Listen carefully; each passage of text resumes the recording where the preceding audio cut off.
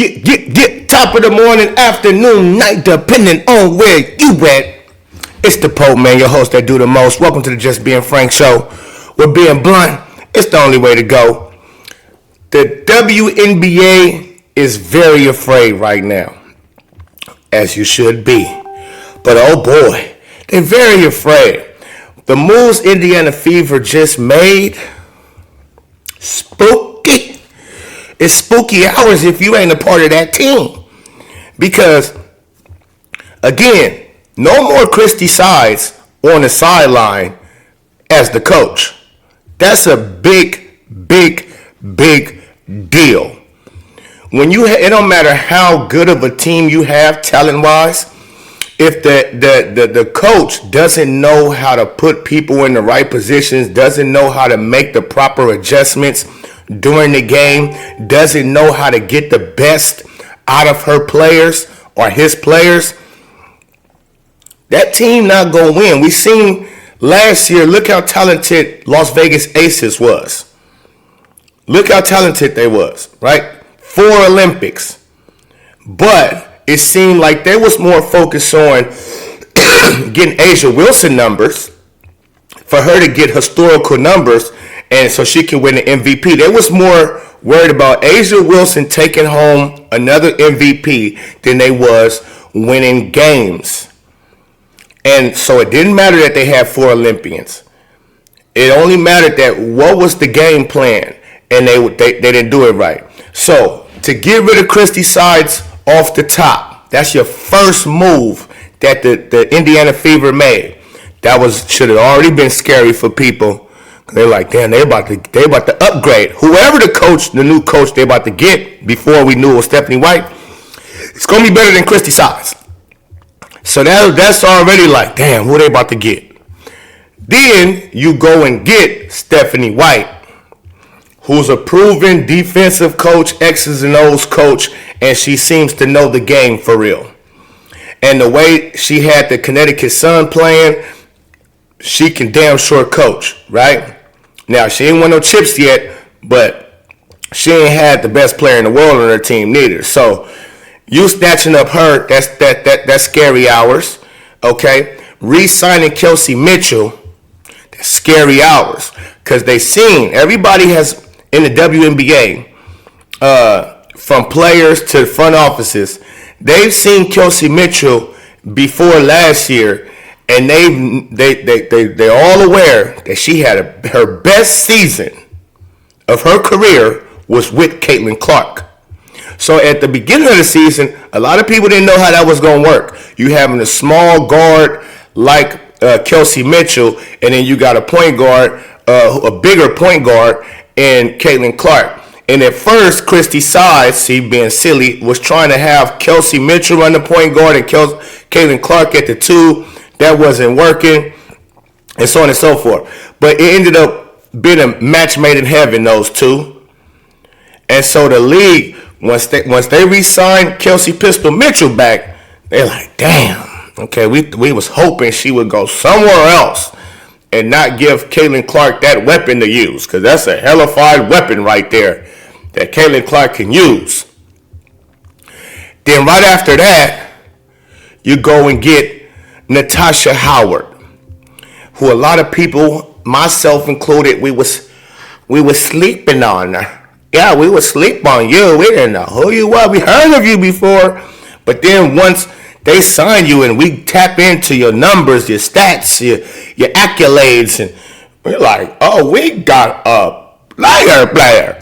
Now the WNBA, the players and the front offices, they are very familiar with who Natasha Howard is. So, but when they heard that news, which I don't think they was expecting, I don't think they really, I feel like mostly everybody was looking Satu Sabally way. Everybody was thinking either Bree Jones or Satu Sabally would be an Indiana Fever. Either one of them. Not Natasha Howard. And so for them to do the unthinkable, what was going unnoticed, and snatched up a major player like a Natasha Howard, a veteran, experience, championship experience, defensive player of the year experience, And who's the enforcer? She's an enforcer. So you do that because my whole thing too was I don't care what moves y'all make. No, I mean I do care, but y'all can make all the good moves in the world. If we don't get rid of Natasha Smith, I'm pissed. I feel like y'all playing games because she's a cancer in the locker room. It's not even just about her game. She's a cancer in the Fever's locker room being tied with Dejanay Spicy Mustard Carrington. She's a cancer in our locker room, and she had to get cut out. And so I was happy once they got Natasha Howard. Oh, I said, now, okay, that's a solidified, done deal. They will get rid of Natasha Smith.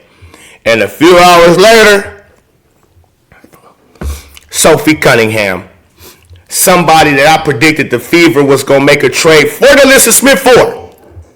I made that prediction months ago. I believe the season was still in. Whenever Sophie came out in this podcast and said, oh, Caitlin Clark is a gem, I would love to play with her, I reported right then and there, she just told the Phoenix Mercury, I'm out of here, man.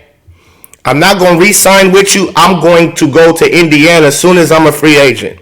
So you might as well trade me now and get something before you get nothing. Nada. And so for me to have the wherewithal to see that, shout out to me. Hit the like button. Subscribe to the channel. I wanted to pull up the old video. I think I done deleted the old video, but, you know, I'm being frank about the situation. That's all I can be. Sophie stated how she would love to play with Caitlin Clark in Indiana, how she respects her, all this type of good stuff, right? And she's a hella fire. She's like a Lexi Hall 2.0. She's a better Lexi Hall. They damn near games is damn near the exact same, but she's more efficient than Lexi, I would say. She's more savvy, she's just a little better. Now, Lexi is a youngster. So is Sophie. Sophie only 28, so she coming into her own. So she might be on another level too this upcoming season. It seems like they start to get better. As we just seen Kelsey Mitchell, she had her best year of her career, and she damn near 30. So it seems like in the WNBA, because since they don't get in the WNBA till they 22, 23 years old, they don't even get into the WNBA till they damn near 30. So 28 years old, Sophie Cunningham, man, she might be ready to have her best season to come this upcoming season. Oh, I can't wait for it. And to have a Keith Porter as a player development coach, and the WNBA watching how he working with Caitlin Clark and how Caitlin Clark is working on all the different things in her game to like that she already off the chain, right? She already doing things that can't be stopped. But it was other things that needed work on in her game, like her mid-range, her floater. You understand me? Those two things specifically, her floater and her mid-range needs to be developed better. And you see as she in the gym, and her handles she tightening up her handles, which even she already had good handles, but she tightening them up. Coach Keith Porter is helping her tighten them up. Okay? And along with the mid-range and the floater game. We've seen her working on those things. So she gonna come back. You got Caitlin Clark that's gonna be way better than she was before, than last year. The league knows this. The WNBA, they scared of Caitlin Clark by herself. They couldn't stop Caitlin Clark with double teaming her, triple teaming her, face guard 94 feet. Forget to shoot a free throw. Let me get Caitlin looking asses. That's how scared they was of Caitlin Clark. She's already the number one on the scouting report to stop. She's the number one player to stop on everybody's scouting report. Lexi Brown from the Los Angeles Sparks, she reported that to be true, to be fact. When you going to go see the Fever, the first person we need to worry about is Cece. Okay? So this season, Jesus. The WNBA is very afraid. They said, wait, stop it, please. Kelsey Mitchell was enough. Stephanie White was damn near enough. Y'all already was a playoff team with probably the worst coach in the league. So just re-signing Kelsey, Caitlin Clark being on year 2 instead of year 1, getting Stephanie White, that's enough right there for y'all to be contenders. For you to be contenders, that same team, just with Kelsey Pistol Mitchell, Caitlin Clark, Aaliyah Boston, Lexi Hall, whose game is developing, Katie Lou Samuel, whose game is developing. Because she coming off that pregnancy. When last year she started out, she just had a baby. It took her body a little bit to get back into it. Looking at her in her arrival last night, she look in shape. She look in top tip shape. She look quick. I'm like, whoa, is that Katie Lou? Okay, Katie Lou. So Katie Lou's game on the rise. Damaris Dantas, DD, shout out to you. She been in the gym working crazy, slimming up, all that good stuff. And mind you, she came in the last half of last season. She wasn't there with them all the way through training camp, all that type of stuff. So she was catching up to how they like to play, so on and so forth, what Christy Size wanted her to do, what Caitlin Clark wanted her to do, because those are two totally different things. Those are two totally different things. What Caitlin Clark wants, how she wants you to play, and how Christy Size wants you to play, two totally different things. So I believe this year, having a full off season, gonna have a full training camp with them coming into the season healthy and all of that good stuff, knowing her teammates now, knowing how everybody want to play, knowing how Stephanie White's gonna want to execute her. Oh my goodness, I think Dante's gonna be a much better player too. So with the current roster how it was before Natasha Howard and Sophie Cunningham, we was already a contending type of team, believe it or not. But adding Natasha Howard, adding Sophie Cunningham, and I still think they got another move. I still think they got another trick up their sleeves. I do. I still think they got tricks up the sleeves. Okay?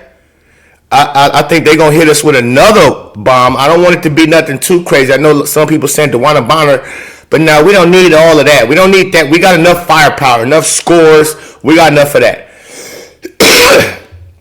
I would say the last piece that we may need is a center. Not a center, but a backup power forward. We don't have a good backup power forward.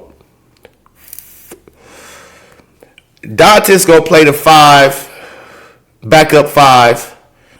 Lexi Hall gonna be the backup 3.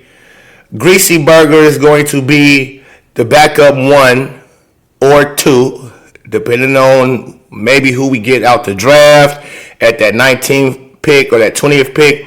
But like I say, I will use it for a stretch big, definitely, because we are a little small right there. Natasha Howard, she's a dog, but she is a little on the smaller side when it comes to power forwards in the WNBA. So we can get a little taller, and we can get a little taller at that position. A 6'3", 6'4", 6'5". We can get a little taller at that position. That'd be golden. So I would say the last move to be made for the Indiana Fever in my book would be a backup big. A solid backup big that's going to get good minutes. Solid. Not no rinky dinky, not no regular, but a solid 4. And we don't need no nothing fancy. We don't need no DeWanna Bonner, old ass, 20 years in the league. We don't need that. And she don't fit with our chemistry. Her personality, the way I don't know. I liked DeWanna Bonner in the beginning of the season, but when she got into it with Kaylin, I didn't like that. And the fact that her girlfriend was whining. Her wife, whatever, Aaliyah Thomas, her husband, whatever, which I don't know who's the man of the situation. Nobody is. Yeah. So, I'm loving it. How it is. And the WNBA, they scared. They scared as we speak. trembles. Yeah, I love it, man. Let me know what y'all think about this new team. Are we championship ready? Are we one more piece away? How do y'all feel about it? I would love to know. Y'all know I read your comments, heart you up, and all that stuff, man. Peace and love. It's the Pope. I'm out.